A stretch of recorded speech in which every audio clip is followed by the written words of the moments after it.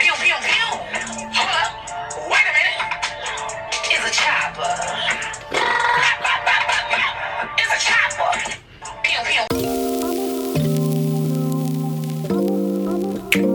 What's up, guys? Today I am back with you with another video, and today we are back to our Camera Basics series and we are talking about Aperture. But before we get started, go ahead, hit the subscribe button, give this video a thumbs up, and let's get into it. Alright, so you've probably heard the word aperture before, and if you haven't, you probably have heard the word f-stop. So those two things are kind of synonymous with one another. Generally, people use the word aperture when they're talking about the artistic side of this setting, and use the word f-stop whenever they're talking about the numerical value of this setting. So, just before we get into it, if you hear me say the word aperture or you hear me say the word f-stop, I'm generally referring to the same thing. Alright, so when we were talking about ISO, we were talking about the numerical values between, I gave you a range of 100 to 6400. Now, remember that this is just a range, so you can go from 100 to, like, let's say like 12,800.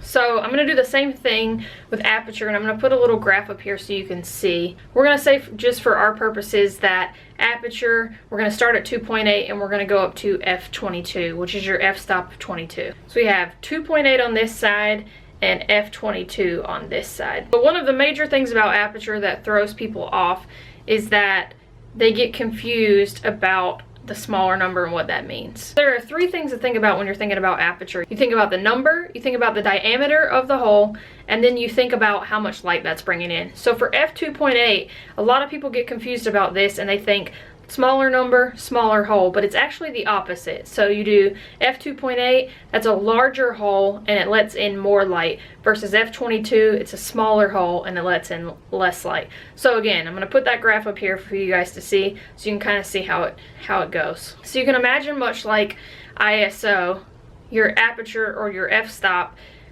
influences the exposure in a similar way. Now that I've completely confused you by thinking about this in terms of numbers, let's get into the creative side of it. So one of the coolest things about your aperture is that it allows you to utilize depth of field. And what depth of field is the sharpness that you're seeing in your image based off of your aperture number that you've set.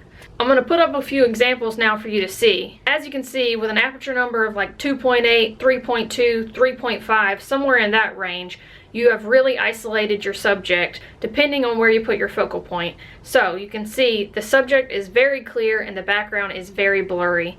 And what that is a shallow depth of field. Now, if you take a look at a higher f-stop, you can see at an aperture of f8, f11, f22, everything is in focus, everything is sharp. Your subject is not as separated from your background. The two are both clearly in focus. The last thing I want to talk about with this is how your lenses affect your aperture. So I have with me right now a 24 to 105. Now this lens only goes to an f-stop of 4, and what that means is no matter if I'm using this at 24 millimeters or 105 millimeters, the most shallow I can make this aperture is f4. That's going to hinder me in terms of my ability to really separate my subject from my background. If I really want a shallow depth of field and I wanted to get down to like 2.8, this lens is not for that. Being aware of the limitations is something that will really help you up your photography game. So I've talked about this before and I'll leave a link in the description. A really great starter image if you're really wanting to learn about aperture and the ability to separate yourself is the 50 millimeter, or also known as the Nifty 50. Alright, that's all I have for you today. Join us back next week when we're talking about shutter speed.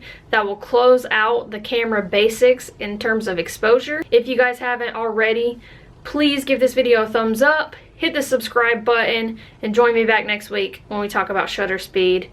Alright, we'll see you guys next week. Take it easy.